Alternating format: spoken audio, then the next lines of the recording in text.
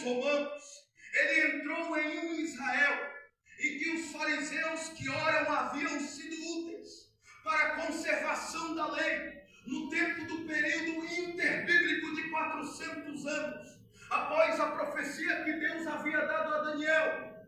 Agora esses fariseus, eles distorcem a lei, eles amam mais a vaidade do que a simplicidade, eles amam mais o seu próprio interesse do que o interesse de alimentar as almas, do que o interesse de pregar o verdadeiro poder de Deus, a verdadeira escritura, a verdadeira palavra que salva, que transforma e que cura.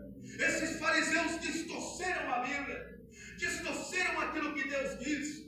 Eles se aproveitaram da sua autoridade, do seu cargo, da sua religiosidade, do seu poder que lhe foi dado para oprimir, para enganar, para tomar, para se envaidecer. Aí Jesus ele vem e ele, com a sua simplicidade, filho de carpinteiro, aleluia, filho de José e de Maria, ele prega o evangelho dizendo: ai de vós, escribas e fariseus. Mateus capítulo de número 23. Ai de vós, escribas e fariseus. Jesus, com a sua simplicidade, ele impactou a área em que vivia. Jesus, com a sua simplicidade, com a sua forma humilde de pregar, Jesus não pregava usando as formas que eu prego, usando as formas que nós pregamos de retórica, de homilética. Jesus pregava com a sabedoria divina. O maior pregador, não houve outro igual a ele, nunca haverá outro igual a ele. Porém, ele pregava com simplicidade, andava com uma chinela simples. Isaías diz no capítulo 53 que nele não havia beleza para que o desejássemos, mas quando ele abria a boca, ele atraía multidões. Quando ele abria a boca, ele transformava vidas. Quando ele abria a boca, ele ressuscitava mortos. Quando ele abria a boca, ele curava paralíticos. Quando ele abria a boca, ele dava visão para o cego. Quando ele abria a boca, ele direcionava o que estava perdido. Quando ele abria a sua boca, Aramanturaga Suri Andarai, Hiricamanturaga Suri Mandarai, Hirianduralacio Comonte. Quando ele abria a sua boca, palavras de vida saíam, palavras de transformação saíam. Jesus não abria a boca para falar mal do seu irmão. Jesus não abria a boca. Jesus não abria a sua boca para distorcer o evangelho. Jesus não abria a sua boca para oprimir as pessoas. Jesus abria a boca para trazer salvação. É por isso que eu gosto de abrir a Bíblia e ler os ensinamentos de Jesus, porque os ensinamentos de Jesus, eles tornam o meu caráter humilde. Os ensinamentos de Jesus, ele coloca o meu orgulho lá embaixo, a minha vaidade lá embaixo, porque o Rei dos Reis, ele veio e morreu na cruz do Calvário. Então quem sou eu para se achar alguma coisa?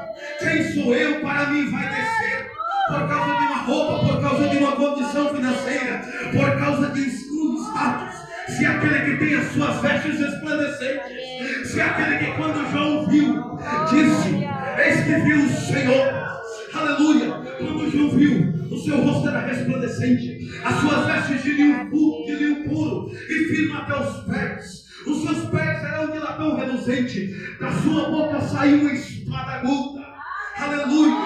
E ele tinha na sua mão, na sua destra, as 7 estrelas.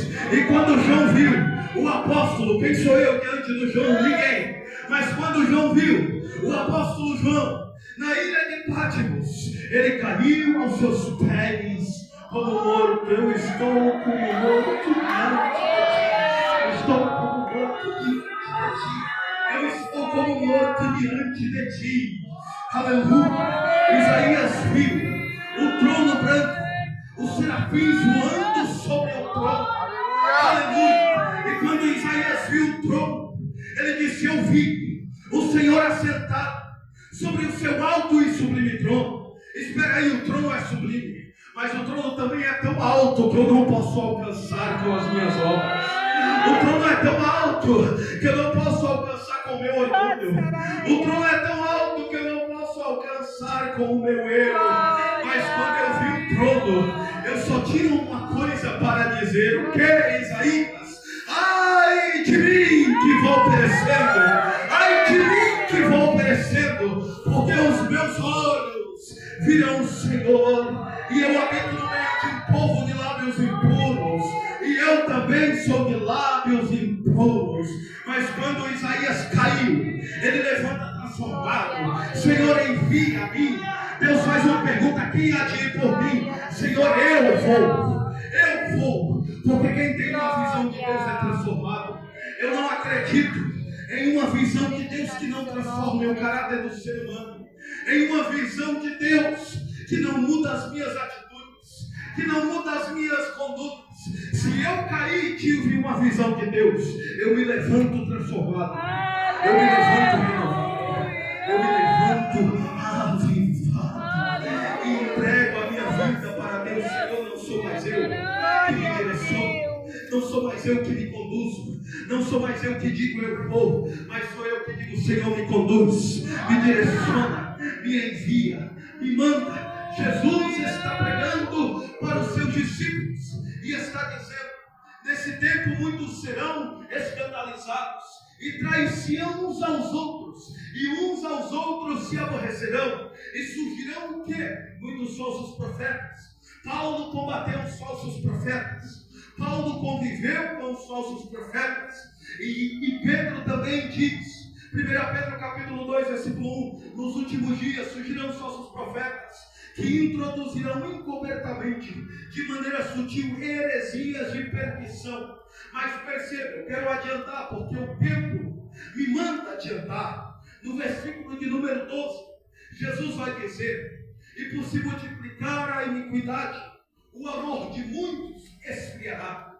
Quando nós olhamos para a razão de Deus enviar o seu Filho, quando nós olhamos para a razão do Filho ter vindo aqui na terra, não existe outra coisa que motiva mais o Filho ter vindo do que o amor pelas almas, do que o amor pelas vidas. João capítulo 3, versículo de número 16: porque Deus amou o mundo de tal maneira que deu o seu Filho unigênito, para que todo aquele que nele crê não pereça, mas tenha a vida eterna. Desta maneira, a palavra desta maneira é um adjunto adverbial, ou seja, dá um entendimento de algo grande, dá um entendimento de algo imenso. Desta maneira, desta proporção, deste tamanho, Deus amou o mundo desta forma. Aí o que Jesus ensina para a igreja? Ele diz: olha, eu vou falar uma coisa para vocês.